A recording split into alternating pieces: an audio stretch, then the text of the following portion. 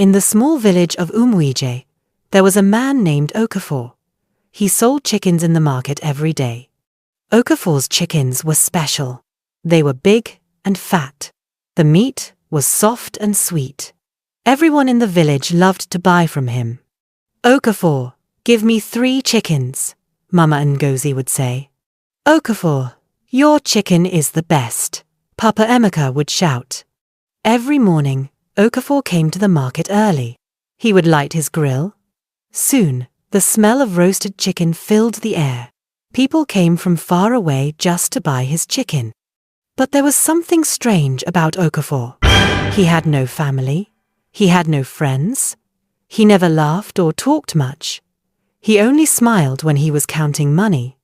"Where does Okafor get so many chickens?" the women whispered. "How does he make them taste so good?" the men wondered.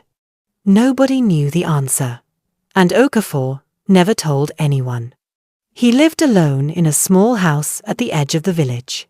At night, people saw a strange red light coming from his windows. Sometimes they heard him talking to himself, or was he talking to someone else? The village children were afraid of Okafor. When they saw him walking home in the evening, they would run away. "That man is strange," they told their mothers. But the mothers only laughed. "Don't be silly," they said. "Okafor is a good businessman. He sells the best chicken in town." And so, for 7 years, Okafor sold his chickens. He became very rich. His pockets were always full of money.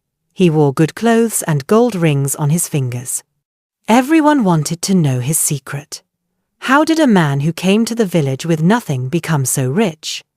Okafor came from Lagos, the big city. He arrived in Umuije 7 years ago with only 1 bag. He had no money, no food, nothing.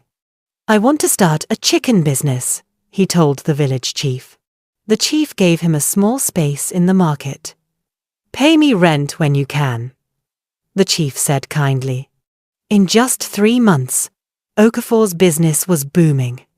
His chickens were selling faster than anyone else's. Soon, he was the richest trader in the market.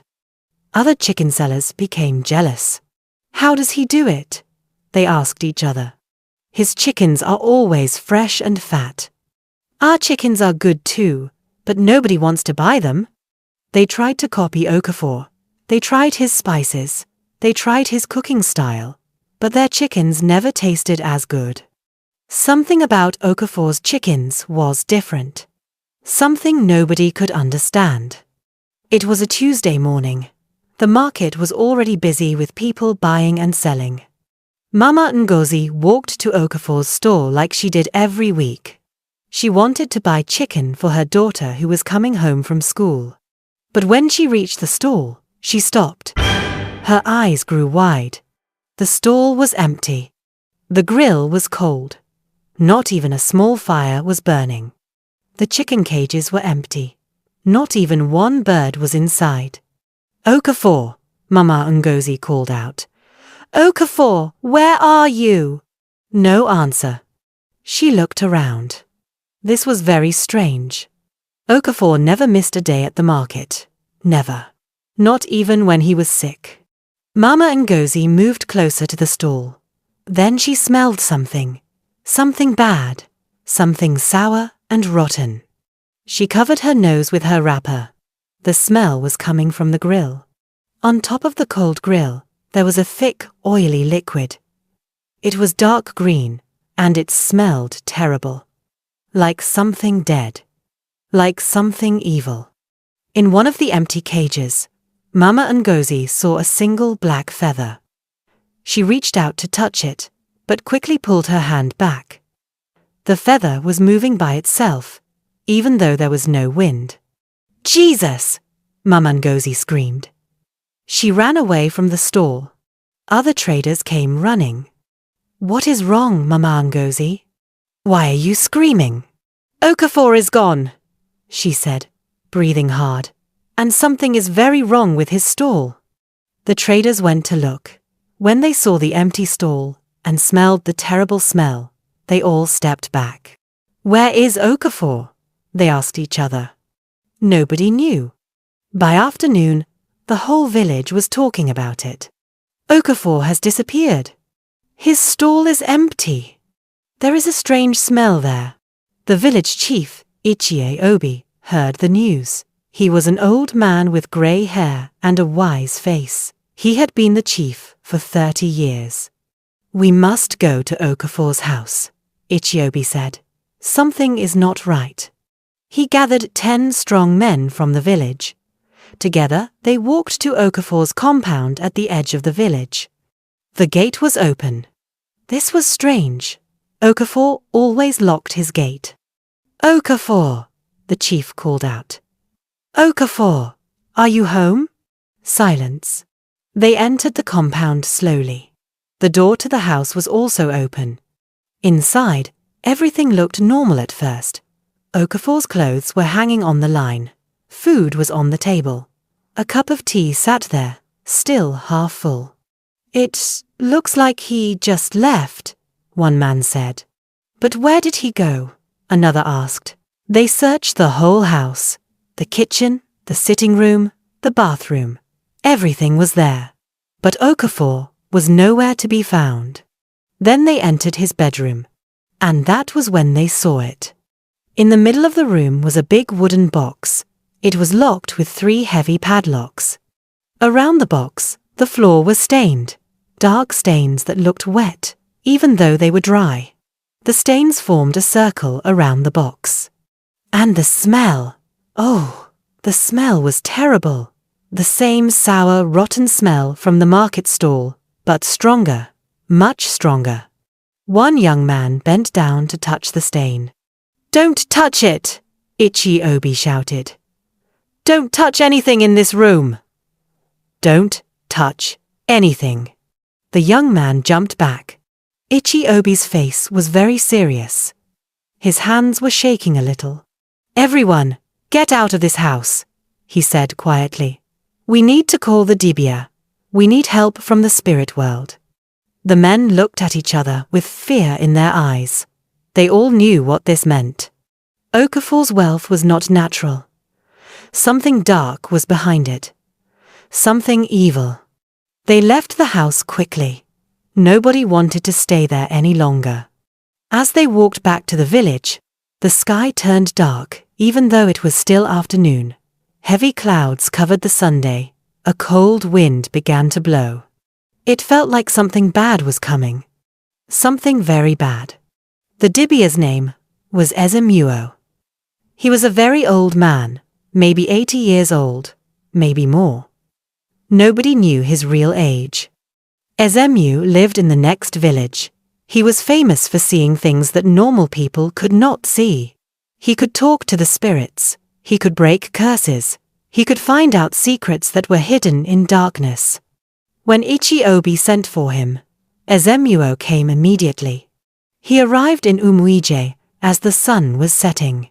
He wore white cloth from head to toe. In his hand, he carried a small bag made of animal skin. Inside the bag were his sacred items, cowrie shells, special herbs, and other things for spiritual work. The whole village gathered to watch as Ezemmuo walked to Okafor's compound. Even the children came, holding their mother's hands tightly. Ezemmuo did not enter the house immediately. First, he walked around the compound 3 times. As he walked, he threw cowrie shells on the ground and watched how they fell. He was reading the messages from the spirit world. After the 3rd time around, he stopped at the gate. He closed his eyes and was silent for a long time. When he opened his eyes, his face was sad and angry at the same time. This man has done something terrible, Ezemmuo said. Something very terrible.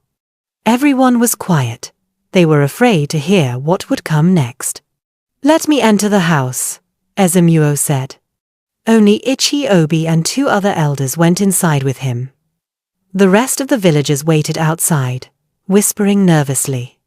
Inside the bedroom, Ezemmuo stood before the wooden box for a long time. He did not touch it. He only looked at it and at the dark stains on the floor. Then he began to speak in a language the elders did not understand. It was the ancient language of the spirits. His voice became deep and strange, like it was not his own voice anymore. Suddenly, the room became very cold. The elders could see their breath in the air. The windows began to shake, even though there was no wind. "Bring me an axe," Ezemmuo said, speaking normal language again. "We must open this box, but be ready. What is inside will shock you." One elder ran to get an axe. His hands were shaking as he gave it to Ezemmuo. Ezemmuo lifted the axe high. "Cover your noses," he warned. Crack! The first padlock broke. Crack! The second padlock broke. Crack! The third padlock broke. The box opened by itself, as if something inside was pushing it. The smell that came out was so terrible that one elder ran outside to vomit. The other elder covered his face with his cloth. Inside the box, there were many things. Bundles and bundles of money. Thousands and thousands of naira. More money than most people in the village would see in their whole life. Strange objects made of bones and feathers, tied with red thread. A small clay pot, sealed with black wax. And something else, something that made Ichiobi gasp. A notebook, a diary.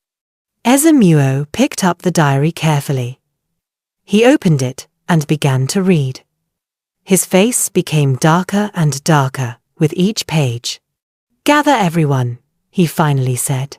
"The whole village must hear this. They must know what Okafor did. They must know the danger they have been in." As night fell, every person in Umuije gathered in the village square. Old men, young men, women and children. Even the sick people came out of their houses. Ezemmuo stood in the center, holding Okafor's diary. Torches burned around him, making shadows dance on the ground. "People of Umuije," Ezemmuo began, his voice loud and clear. "I will tell you about Okafor. I will tell you the truth about his wealth. And I warn you, this truth will frighten you. But you must hear it." Everyone leaned forward to listen. 7 years ago, Okafor was not a rich man, Ezemmuo continued. In Lagos, he was very poor. He had no job. He owed people money. He was desperate. So desperate that he did something very foolish and very evil. Ezemmuo opened the diary and read from it. In this diary, Okafor wrote everything. He went to a bad babalawo in the Mushin area of Lagos. This babalawo was not a healer. He was a dealer in dark magic, in evil. The crowd gasped. Okafor begged this babalawo for wealth. The babalawo agreed to help him, but dark wealth always has a dark price. Ezemmuo's voice became lower, more serious. The babalawo gave Okafor a spirit, a demon spirit that would make his chicken business succeed. His chickens would always be fat. His meat would always taste better than everyone else's. Customers would always come to him. Money would flow like a river. But there was a price. Every full moon, Okafor had to feed this spirit. "Feed it with what?" someone shouted from the crowd. Ezemmuo's face was grim. Not with ordinary food, not with animals. This spirit fed on something else, something from human beings. Mama Ngozi stood up, her voice shaking. "What do you mean? What did it feed on?" "Life force," Ezemmuo said simply. The spirit took small pieces of life from every person who ate Okafor's chicken. Not enough to kill you quickly, but slowly, over time, it drained you. Made you weak, made you sick, made you die before your time. The village square exploded with noise. People were shouting, crying, screaming. "I have been eating his chicken for 7 years. My husband died last year after eating that chicken. My children have been eating it." "Silence!" Ichiobi shouted. Let the Dibia finish." When everyone was quiet again, Ezemmuo continued. "The spirit had a name. Okafor wrote it in his diary. It is called Ekwensu's servant. And every month, on the full moon, Okafor had to perform a ritual. He would take the clay pot, open it, and let the spirit feed on the life force it had collected from all of you." "But something went wrong," Ezemmuo said, his voice dropping to almost a whisper. "Last month, Okafor tried to stop. He wrote in his diary that he was tired. He wanted to end the bargain. He wanted to be free." "Can someone end such a bargain?" an elder asked. "No," Ezemmuo said firmly. "When you make a deal with evil, you cannot simply walk away. The spirit will not let you. It will come for what you owe. And what Okafor owed was his life, his soul. 3 nights ago was the full moon," Ezemmuo continued. "Okafor did not perform the ritual. He locked the pot and refused. So the spirit came for him." "Where is he now?" Mumangozi asked, tears running down her face. "Where is Okafor?" Ezemmuo pointed toward the dark forest beyond the village. "The spirit took him, dragged him into the forest, and now the spirit is eating him, slowly, piece by piece, making him suffer the same way he made others suffer. This is the price of evil wealth." The crowd was completely silent now. Even the children stopped crying. "But what about us?" a woman cried out. "We ate his chicken. Are we going to die?" Ezemmuo raised his hand. "I will perform cleansing rituals for everyone. For 3 days and 3 nights, we will break the connection between you and that evil spirit. But I need everyone to cooperate. And I need everyone to learn from this." He held up the diary for all to see. "This diary shows us something important." Okafor wrote, "I thought I was clever. I thought I could have wealth without working hard. I thought I could cheat life. But now I know there is no free wealth. Everything has a price, and the price of dark wealth is always too high." Ichiobi stood up and spoke to the village. "From today, we must all be careful. When we see someone become suddenly rich, we must ask questions. When someone's success makes no sense, we must be careful. Not all money is good money. Not all wealth is real wealth." The people nodded. They understood now. For 3 days and 3 nights, Ezemmuo performed the cleansing rituals. He made special baths with herbs for everyone who had eaten Okafor's chicken. He said prayers and broke the spiritual connections. He burned the contents of the wooden box, the money, the objects, everything, and buried the ashes at a crossroads far outside the village. The clay pot was the most dangerous item. Ezemmuo took it deep into the forest, to a place where no one lived. He performed a powerful ritual to seal the evil spirit inside forever, then buried it where it could never be found. On the 4th day, the cleansing was complete. The village felt different. The air felt cleaner. People felt lighter, like a heavy weight had been lifted from their shoulders. Ichiobi called another village meeting. "We must do 3 things to remember this lesson," he announced. "First, we will burn Okafor's compound to the ground. That place is cursed. No one should ever live there again." The men brought torches and set fire to the house. The whole village watched as it burned. The flames reached high into the sky, as if they were cleaning away the evil. "Second," Ichiobi continued, "we will put a stone on that spot with a warning written on it, so that our children and our children's children will always remember." The village carver made a large stone marker. "We will teach our children a new lesson. We will tell them this story every year, so they never forget." And so it was done. From that day forward, the people of Umuije changed their ways. When they saw someone become rich too quickly, they did not praise them immediately. They watched carefully. They asked questions. How did you get this wealth? What work did you do? Did you earn it honestly? Mama Ngozi never bought chicken from a stranger again without asking many questions first. She taught her children, if something is too good to be true, it is probably a lie.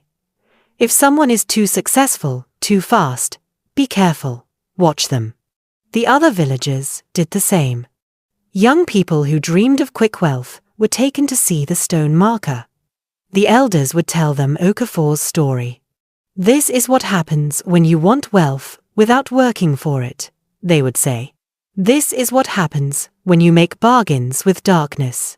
Many young men and women heard this story and changed their minds about taking shortcuts in life. As for Okafor himself, his body was never found. But for many months after his disappearance, hunters going into the forest reported hearing terrible screams at night, screams that sounded like a man being tortured, screams that sounded like someone paying a debt they could never finish paying. Others say his soul was completely destroyed, eaten by the evil he invited into his life. No one knows for sure. But everyone knows this: Okafor came to Umuije with nothing. He gained everything through evil. And in the end, evil took everything from him, even his soul. This story teaches us many important things. 1. There is no shortcut to real success. Wealth that comes too easily is dangerous. True success comes from honest work, patience, and integrity. Remember the mysterious chicken seller, remember his fate, and choose the path of honesty, hard work, and patience. The end may be slow, but it will be sweet. The shortcut may be fast, but it will be bitter.